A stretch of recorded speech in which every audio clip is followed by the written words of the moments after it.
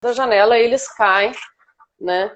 À medida que eu vou indo em direção à o correto é profundidade. você colocar essas janelas, então, no que você vai aproveitar. Então, vai a mesa de trabalho para perto da janela, vai a pia para perto da janela, correto? O ideal é pensar, sim, as atividades visuais, né? Isso só pensando em termos de layout, né? E, claro, se a gente tem uma profundidade muito grande, a gente acaba tendo que compensar de alguma forma essa iluminação mais no fundo, né? A gente pode até ver a próxima imagem, que ela é complementar a essa. Na próxima, na verdade... Essa aí. A primeira, na verdade, é a mesma daquele outro slide, né? Então, aquela janela no centro, dessa forma a distribuição. A gente está, apesar de que a minha imagem, as imagens à esquerda, elas só são ilustrativas, mas o que eu peguei? A mesma área daquela janela lá de cima eu dividi em duas e coloquei hora oposta, uma de frente para a outra e hora adjacente, né? Então a gente já nota o quê? Em termos de valores de iluminância, a gente não chega a 1000, na verdade eu não falei antes, mas a gente chega a 1000 ali naquele primeiro caso. No segundo a gente não chega a 1000, chega a 800, 700, como maior nível, mas se vocês olharem a distribuição, ela é muito mais uniforme, né? O mesmo caso, na oposta até mais do que na adjacente, mas a gente já consegue uma uniformidade maior e consegue com que não tenha essa gradação tão abrupta, vamos dizer assim, né, em relação à área mais oposta às aberturas, né?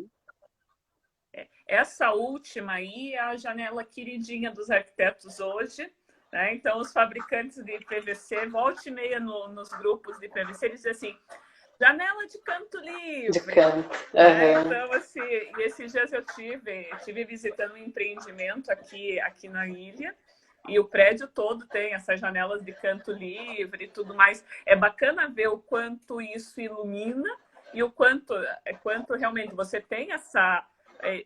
não sei se é o correto, mas como a gente entende essa força da luz no canto e o quanto você tem essa uniformidade se você, em vez de fazer o canto livre, você jogasse uma janela de cada lado na sala. Isso. Então, às vezes, a gente pensa na estética, mas não pensa no porquê que eu ponho janela, né? Isso. Que é uma história, assim, se você pegar a história da janela, janela vem lá das cavernas, você abre janela para entrar luz e ar. Exato. Né? E daí você sai totalmente dessa história, porque é estético, é lindo, não discuto, né? Estética, porque todo mundo tem seu gosto, mas você ganharia muito mais se você jogasse uma de frente para outra. Daí, claro, sempre dependendo do que você pode fazer, né, no espaço, com certeza. Mas isso tudo, se a gente pensar no início do projeto, é possível a gente equacionar, né, ir trabalhando ao favor aí do que a gente quer das intenções. E essa janelinha aqui, a que está adjacente, uma adjacente à outra, ela não chega a ser a de canto, né? Mas se a gente não fazer uma distância muito grande dessa quina, a distribuição ela é muito parecida. Assim, claro, se a gente não fizer uma distância muito grande, tá? Poucos centímetros, assim, um pilar, por exemplo. Eu quero livre. Então, assim, se for livre ou se for com a travessa, beleza. Ou assim, não muda tanto, é isso que eu quero dizer. Ou daqui a pouco você até tem um pilar entre uma e outra, né? São independentes. Um pilar pequeno, pequeno, tá? Não muda tanto, muda o visual, né?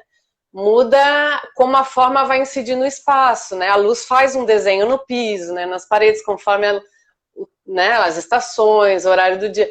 Mas não muda tanto se é pouquinho. Claro, à medida que a gente... É um pilar de arquiteto. Vamos considerar assim. É um pilar de arquiteto, não é um pilar de engenheiro, né? É um pilar de arquiteto. Isso. Vamos pensar dessa forma. Robson. Bom dia, Robson. Tudo bem? Esse eu conheço. Aqui o pessoal da Spinline também entrou. A gente tá mantendo aí. Mas eu acho assim, essa questão o canto livre é algo que assim, é muito Brasil, né? Muito latino, a gente tem isso muito aqui. E o pessoal tem, realmente, às vezes você tem a vista, você tem tudo, mas na questão da iluminação em si, ela não vem a fazer essa diferença. Acho que isso tem que ficar muito claro, né? Não Você pode ganhar um significativa. pouquinho na estrutura. Você pode Isso. ganhar um pouquinho na estrutura. Na verdade, é uma decisão de Entendeu? projeto, né? Tudo é custo-benefício, isso não só em relação à esquadria. A gente está sempre decidindo coisas, indo para um caminho e abrindo mão de outros, né? Então, sempre, né? Sempre uma negociação, né? Então, esse exemplo é mais para ilustrar. Depois tem um corte, Priscila, que até eu te mandei ontem, vamos ver se você encontra, que tem uma proteção solar bem no meio da... Na verdade, que divide duas esquadrias ali, vamos ver se tu encontra. Não, esse é o no fim. Não. Agora já passei outras coisas. Não, gente. Onde está essa imagem? Credo. Foi das últimas? Foi das últimas. Uhum. Aí. Essas duas a gente vai abordar. Pode ser essa e depois a outra. Essa é uma regra daquelas clássicas de iluminação natural que a gente encontra em todos os livros, tá? Então, considerando a abertura lateral, então a nossa esquadria, né, janela, a gente tem que, se a gente tiver até 1,5 vezes a altura da verga, que é a parte de cima do nosso vão, né? Então, essa altura, 1 vezes 1,5, né? Essa zona entre o início da janela, né, até 1,5, geralmente a gente garante de maneira satisfatória os níveis de iluminação natural, tá? É uma regra clássica que no decorrer do tempo vários pesquisadores fizeram simulações daí mais arrojadas. Essa regra não é da época, né, nem que tinha tanta tecnologia, mas a gente nota que nas simulações de diferentes pesquisadores do mundo, essa regra se mantém mais ou menos aí. É claro que depende do tipo de vidro, orientação solar, o tamanho dessa esquadria, tudo aquilo que a gente já sabe. Mas, numa maneira assim, geral, média, né, a gente pode usar essa dimensão, né, como um parâmetro. Até para dividir circuito de iluminação artificial, para eu conseguir desligar essas luminárias mais próximas, né, a 1,5 no caso, em relação à verga, em relação ao outro. Isso, é uma relação de proporção, né, do ambiente. Então, para aqueles projetos que a gente recebe de portas de vão duplo, 4,5, 5,5, 6 de altura, né? Ontem eu estava conversando com um fornecedor de vidro, ele falou assim, Priscila, estou fornecendo uma obra com os vidros inteiros de 6 por 3,25 cada vidro. Eu falei assim, ai, que lindo, né? Ele falou assim, Priscila, se você soubesse só o preço do frete, que é um vidro de 16 milímetros, né? Um 8x8, laminado, temperado. Eu falei assim, pois é, mas eu acho que a pessoa vai ficar feliz. Né? Que é o que a gente quer. Quem recebe uma esquadria dessa quer algo assim. Diferenciado, Com certeza. Então, essa é uma dica. Esse 1,5 vai bem para lá. Então, se a gente for pensar, assim, a gente está falando de quase 9 metros de iluminação dentro da sala. De maneira geral. Então, tipo, eu tenho 6 de altura, né? E uma das questões que a gente estava até comentando e que eu volto agora ela não precisa ser a mesma esquadria, né? Eu posso fazer esquadrias que cheguem a essa altura intercaladas. Ela pode, vamos supor, lado a lado, né? Vamos supor 2, 3 esquadrias dessa, depende do espaço, com pouca diferença entre elas, né? Para que não tenha tanto impacto. Outra coisa que a gente pode fazer no caso das escolas lá, que a gente viu, uma esquadria embaixo e a outra mais em cima, se for o caso, né? Sim, é possível trabalhar. Daí depende de vários fatores, né? Como a gente falou. Exato. Dica, o Flávio é um dos diretores do clube, né? Ele é arquiteto também. Legal. Então, ele estava comentando aí sobre iluminação natural, tamanho da esquadria, conforto ambiental, né? A gente continuamos nessa questão. Qual é a próxima que você quer? A próxima pode ser aquela, agora sim, isso, essa aí. É só para dar uma dica. Isso. Aqui a gente trazendo um pouco de proteção solar. Essa proteção se chama prateleira de luz, ou light shelf. ela é interessante no caso da janela lateral porque ela direciona a luz para o fundo. Então, como a janela lateral tem essa questão de diminuir os níveis, né, quando a gente vai chegando para o fundo, se a gente trabalhar, obviamente, com o branco na parte de cima, o branco no teto, né, materiais que refletem a luz, a gente consegue levar essa luz mais para adiante, né? Então, e ainda, dependendo da orientação, a gente consegue fazer com que essa prateleira ela faça uma proteção da luz solar direta para uma escrivaninha ou um ambiente de trabalho que esteja muito próximo à janela. Então, ela tem função dupla. Ela é bem interessante para algumas fachadas, né? Para alguns casos. Uhum. E do que é feita essa prateleira? Pode ser de vários tipos. De concreto, né? Placas de concreto. Geralmente eu vejo dessa forma, né? Pela manutenção, né? Materiais mais leves, daí é aquela questão, né? A madeira ela é mais complicada, exato, né? Algum polímero, né? A ideia é que seja resistente, né? Então, geralmente é de concreto, pode ser algo metálico também, leve, né? Que não vá, né? Assim, meu almoço entrou aí. Meu almoço acabou de entrar. Eu tenho que ir lá buscar. Ele está na metade da live. Estamos na metade. Eu tenho que atravessar a ponte para ir buscar meu almoço. Na chuva. Agora que fiquei na chuva, mas não abro mão de uma coisa. Vai ser Sim, é isso aí. Morar no sul para isso. Bem, temos aqui alguma coisa sobre vidro. Isso, rapidamente aqui vamos trazer o vidro, né?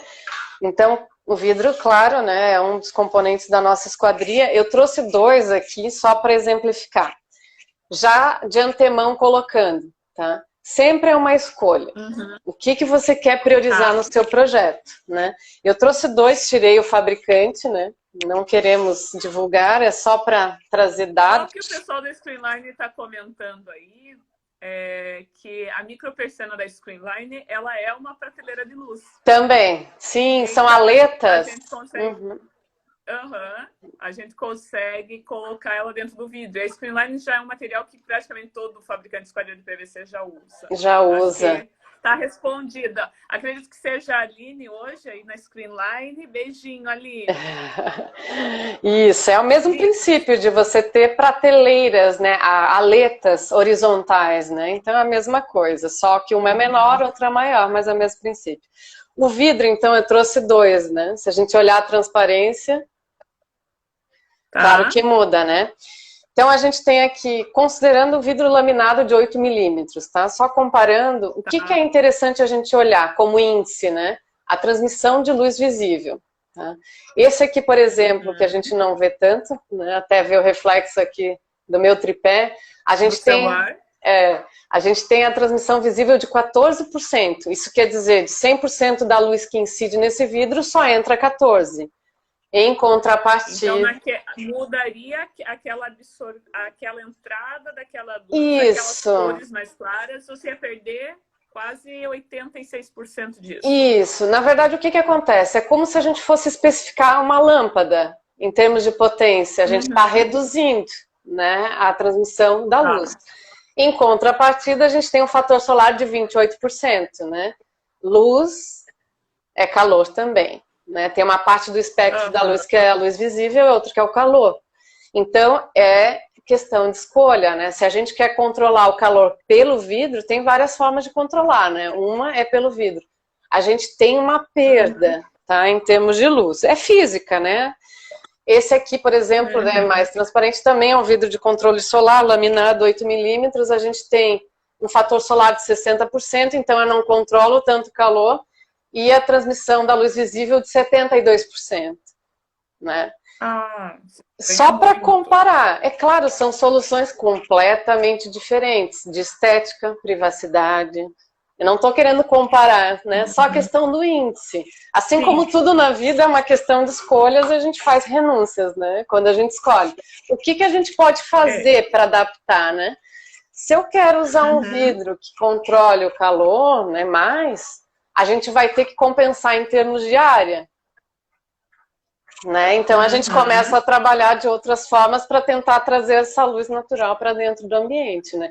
Do contrário, a gente acaba tendo que ou né, acionar um sistema de iluminação artificial que a gente não vai ser tão eficiente energeticamente, né?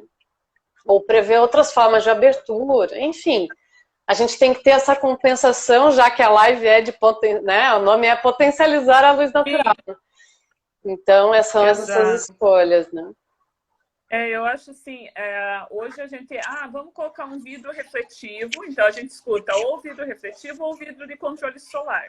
Isso. Né? E daí, esse é um trabalho que a Screenline faz muito bem, que ela diz assim, olha, não é só isso, né? Não é só essa questão que a gente tem de controle, né? A gente tem que usar, sim. Até ontem, quando eu fiz a chamada nos grupos, a gente tem... O sol é de graça ainda. Né? Então, exato. Então, ainda enquanto o sol for de graça, a gente, apesar de, sim, o calor atrapalha um pouco na questão de você ter que climatizar, talvez, o ambiente. O calor não é interessante. Mas a luz, eu acredito, assim, que é algo bem interessante. Começando pelos motivos que a gente falou no início da live, né? Que é a questão de saúde. E depois a gente vem realmente para a economia, de você conseguir fazer um projeto que mais perto da janela você desliga as lâmpadas. Isso. E daí para longe você mantém elas ligadas. Isso você pode automatizar, inclusive, né? Acredito que não seja algo tão difícil de se fazer. Acho que isso é bem bacana. Vamos para posicionamento de projeto. Vamos. Temos 20 minutos. Tem quantos minutos? Quer a carta solar? 20 minutos. Tá, tranquilo. Vamos para a carta solar, então. Agora é mais curtinho. Aqui é só para evidenciar, né? Isso, a carta solar só para mostrar. Na verdade, a carta solar é um raio-x. Alguns arquitetos têm muito medo de olhar essa carta solar, né? Tem dificuldade de entender, mas é só para mostrar o seguinte, que é um raio-x de como a trajetória solar é naquele local, né? Aqui por latitude. Então, a gente tem Porto Alegre, só para ilustrar, né? Porto Alegre, então, menos 30 graus de latitude, São Paulo é menos 23, Recife menos 8, né?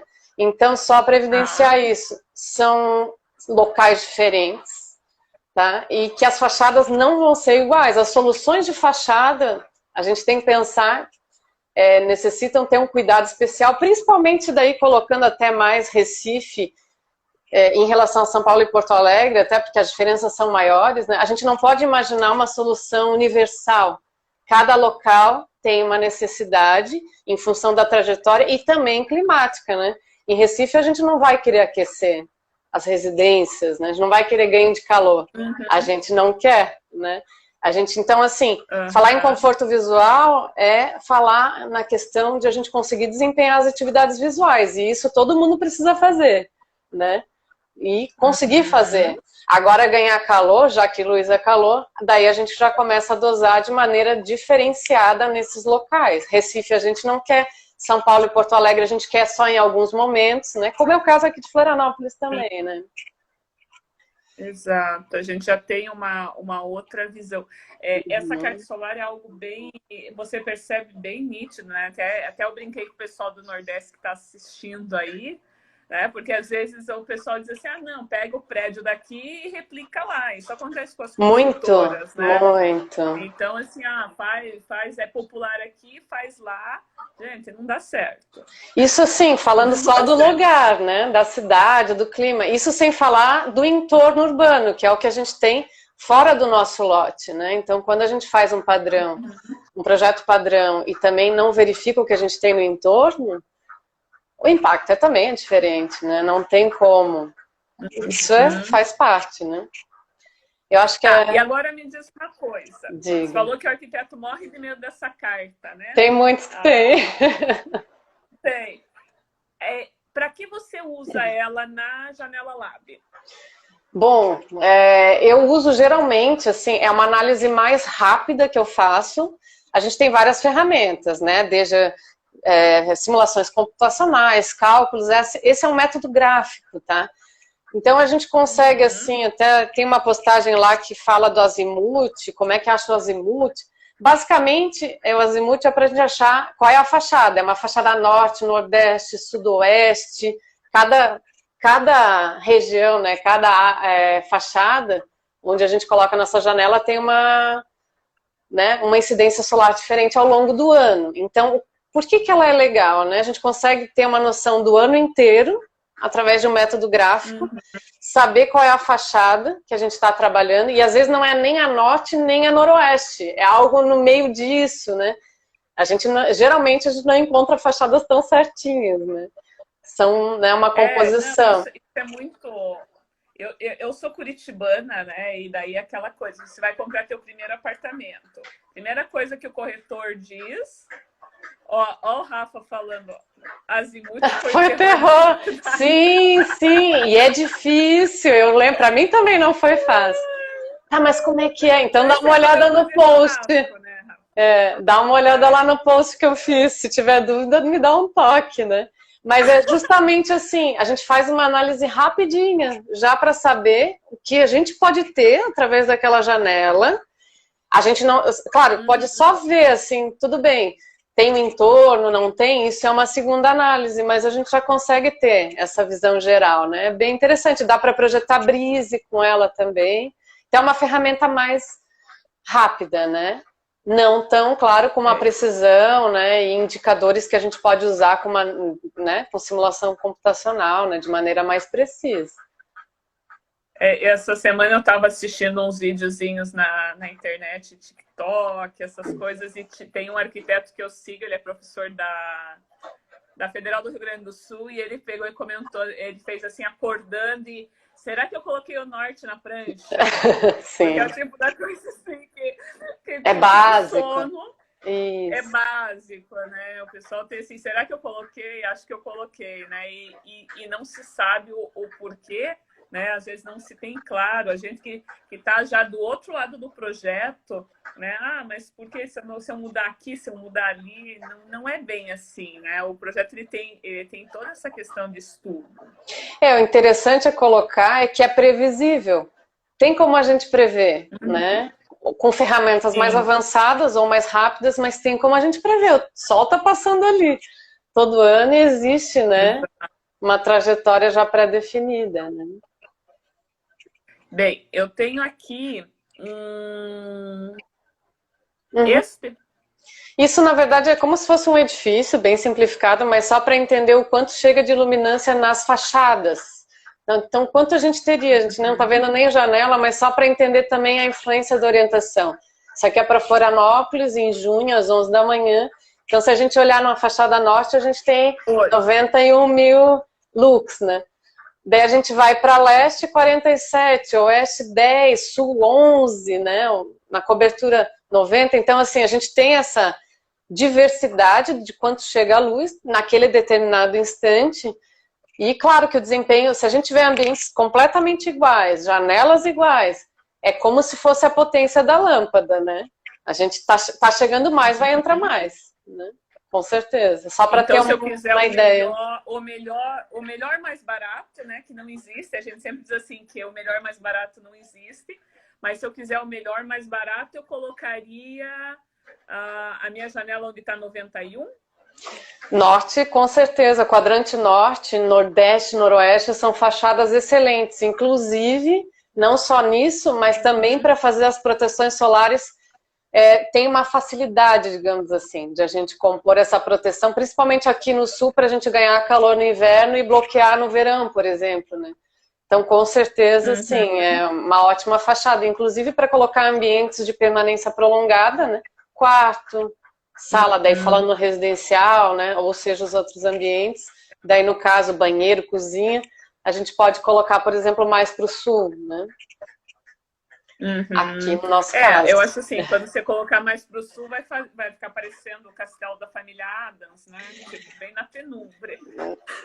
Daí tem que compor, né? Ou trabalhar de outra forma. Daí depende demais, né? De formato de edificação e por aí vai.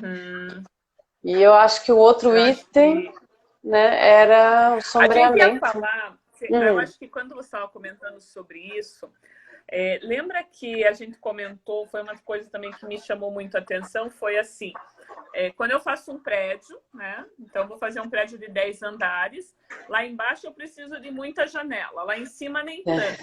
Tá. E o que acontece é bem o contrário, né? Lá embaixo o apartamento é baratinho, né? O pessoal não investe tanto nas janelas nos apartamentos de baixo. E quando vai para cima, daí abre janelão e tudo. Eu queria que você explicasse o porquê, o que é o chegar perto do céu, né? Tá, isso é bem interessante. Na verdade, tem a ver com disponibilidade de luz, né? Então, se a gente tratar do ambiente urbano, que estamos na maioria, né, nessas condições, quanto mais obstruído esse ambiente urbano, menos luz eu vou ter. Isso é chave. E quanto mais embaixo, pior vai ser também. A gente trabalha muito com a visibilidade do céu, né? Da minha janela, o que eu vejo? É quase como os olhos, né? A gente trabalha com isso porque a principal fonte é sol e céu. A gente até recebe luz refletida desse entorno, desses edifícios, do piso, né? Do sistema viário, enfim. Mas é bem menor. A fonte principal, então, né? Se a gente obstrui, vai piorando. Então, o que acontece? Se a gente fosse imaginar uma forma, né, num local mais obstruído, a gente ter janelas maiores embaixo, aumenta para trazer mais luz, e a gente pode chegar daí num tamanho ótimo, né, para a iluminação, que seria um pouco menor, ou muito menor, daí depende do lugar, enfim, na parte mais superior. Isso é muito claro quando a gente vê a norma de desempenho, né, a 15575, até faz parte da comissão de estudos dessa norma, junto com uma equipe grande no Laboratório de Conforto da UFSC, tá? Que em breve até vai ser terminado esse trabalho. O que a gente vê até trabalhando e conversando com os consultores, né? Justamente isso está começando a acontecer, né? Já que a norma é obrigatória, então aquela tentativa às vezes vai para uma simulação e não passa, daí aumenta a janela. Às vezes aumenta muito a janela, mas ainda não passa, muda o uso, né? Não é mais residencial, já que a norma é para uso residencial, e isso a gente tem visto. Então, aquelas tentativas já são um jeito, faz o quê? Você deixa embaixo comercial até o 6º piso e depois residencial só para cima. Em locais muito obstruídos, isso até não sou eu que estou falando, né? Isso a gente está vendo o mercado se adequando. Não, sou eu que estou falando. Não, eu sempre brinco assim, que eu sou da comissão da norma de esquadrias também, a gente tem, né, a questão de vidro, até 1,10 m, o vidro tem que ser de segurança, então as portas, se a porta vai até o piso, tem que ter vidro de segurança na porta inteira. Então a gente sabe também que algumas pessoas colocam aquela travessa, e até foi uma moda essa travessa aí uns 4, 5 anos, quando a norma saiu a primeira, logo depois de 2013, para usar o vidro de segurança só embaixo e usar um vidro em cima. Então, assim, a única coisa que a gente está comentando a partir do momento que você não tem, você, infelizmente, você tenta fazer. Claro, você não vai perder aquele espaço, né? Mas como, querendo ou não, no comercial você consegue fazer essa iluminação, você tem normalmente ambientes mais fechados, com a circulação, você não abre a janela do escritório, né? É de se entender. Mas é bacana você entender, eu acho assim, que uma das questões, sempre que eu começo a falar de norma, de 15575, o porquê que aquilo apareceu, né? Então, assim, existe uma questão. Nós temos simulações que mostram que na questão saúde, na questão desenvolvimento, eu preciso de tanto de luz. Beleza. Daí eu vou simular isso, vou construir. Não passei. O que eu faço? Exato. Então, como eu resolvo isso, acho que é uma informação assim que às vezes as pessoas elas não percebem o porquê as coisas mudam, né? Acho que isso é bem bacana. Isso, e claro, dá para fazer, tem outras estratégias, afasta um pouco o edifício daquela lateral, de repente, que não passou, daí, enfim, né? É a atividade de trazendo formas de resolver a questão. Aqui só daí finalizando, na verdade, em relação ao sombreamento de janelas, aqui é só um esquema para lembrar. Como é que eu sombreio essa janela? A gente quer fazer o balanço entre luz e calor. Esse é o ideal, né? A gente não quer ficar brigando para ter só um e ter só outro, né? Sempre de mãos dadas, né? Esse é o ideal. Então, o que a gente pode fazer para sombrear? O entorno já sombreia. Esse é um ponto, né? Então, fazendo uma simulação, a gente consegue ter a noção se aquela janela vai estar mais ou menos sombreada. Outros dispositivos a gente pode ter no próprio lote, né? Vegetações, a própria edificação pode ter reentrâncias, paredes que avançam um pouco mais em relação à abertura, isso também sombreia. A gente pode ter dispositivos também na própria esquadria, integrados, e também ainda dispositivos dentro, né, que são as cortinas, né, tercianas, enfim. Então, assim, a gente falar de iluminação natural é todo um sistema, né? A gente pode trabalhar de várias formas. Falando em calor, o ideal sempre é a gente conseguir sombrear por fora. O ideal sempre, né? Daí a gente tem outras alternativas, né? E por fora, então, como eu falei, pode ser vegetação, reentrância, entorno urbano. A gente pode trabalhar os brises, que é essa imagem aí. Sendo em branco, a gente acaba refletindo mais a luz para dentro. Pode ser móvel e por aí vai, né? Tem várias formas de se trabalhar. Nós temos 6 minutos. Uma coisinha só que eu acho, assim, de tudo. Eu acho que foi, assim, fantástico. A gente falou um pouquinho de... Você estava até entrando na questão da vegetação, dos cenários e tudo mais, né? E a gente sabe que o Sol muda, né? A sua posição. A gente viu na carta solar que o Sol muda a sua posição. E eu acho, assim, que é fantástico quando o arquiteto consegue aproveitar luz natural, brisa e vegetação, folhagens, né? Até você comentou assim, eu vou muito a Gramado, a gente tem cliente lá, então mês sim, mês não, eu tô por lá, e lá tem aquelas árvores de folhas vermelhas, né? Tipo Europa e tudo mais. E aquilo muda de cor com relação à vegetação, as folhas elas mudam de cor, elas caem, elas ficam, e isso faz uma diferença nessa luz que entra. Né? Então, o pessoal até comenta de você ter... Qual é essa distância das árvores para isso fazer uma questão de cenário dentro da casa? Acho que valeria a pena, assim, um pouquinho disso. Com certeza. Sim, é um cenário, a gente pode falar da floração também, né? Falando... também essa questão. Então, claro, a gente fala em iluminação, em quantidade, uniformidade, tentar barrar o calor em alguns tipos de edifícios, tudo isso, mas a luz, ela está muito ligada à arte e à ciência. Então, a gente falou muito de ciência, né? Mas luz é arte também, né? Então, a questão do visual, né? A vista que você tem dessa janela. Falando de ciência, da questão da arborização, né? Uma planta dessa, né? São os plátanos, né? Que tem aquela folha caducifólia, né? Então no inverno no outono, né? Ela cai, no inverno ela tá lá, são os galhos, depois ela tá mais densa. Então a gente pode trabalhar, se a gente quer aquecer e a gente tem uma árvore dessa próxima janela, cai as folhas, a gente entra mais, né? Vai entrar mais luz, mais calor. E do contrário no verão. Então é uma visão mais holística, né? Assim, uma visão mais global, né? A gente tem tantos produtos no mercado, e se a gente for ver de todos esses que a gente falou aí e viu, a gente pode compor com todos eles, né? Depende do objetivo, né? Com certeza, né? Custo-benefício. Eu acho assim, paisagismo para mim, até tem uma arquiteta que segue a gente nos eventos e tudo, ela pediu desculpas, mas eu sei que ela vai assistir depois, e ela trabalha com paisagismo em Ilhabela. E ela diz assim, Pri, tipo, é fantástico. O pessoal quer projetar dentro da casa, eu projeto fora da casa e faço isso entrar dentro da casa. Sim, né? sim. Você ter esse jardim através da janela, eu acho que é algo bem bacana. Bem, com certeza. Eu vou fazer um resuminho de tudo que passou aqui. A gente tem 3 minutinhos. O Valdir da Lumídia entrou e provavelmente você vai receber aí um convite para escrever sobre esse assunto na próxima edição da revista. Tá joia. Então, ele adorou o assunto, ele já mandou um oi aqui.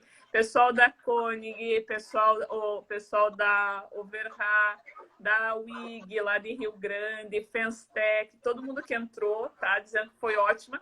Vai ficar salva. A gente só tem a agradecer, né? E esperamos em breve ter alguns mais eventos, né? A gente sempre tem um evento por ano do clube. Queremos contar contigo para estar aí. Muito obrigada. O papai está por aí também, da Screenline. Ontem eu mandei para ele e falei assim, ó, não perde. Joia. Então, acho que é bem bacana. Eu só tenho a agradecer vocês, né? Obrigada, né? Por as pessoas que nos assistiram, e eu fico à disposição, né? Para qualquer dúvida, qualquer questão, é só entrar em contato. Ai, que bom. Ó, beijinhos a todos. Hoje nós não vamos ser cortados. Temos não! Tchau! Bom final de semana. Obrigada. Bom final de semana.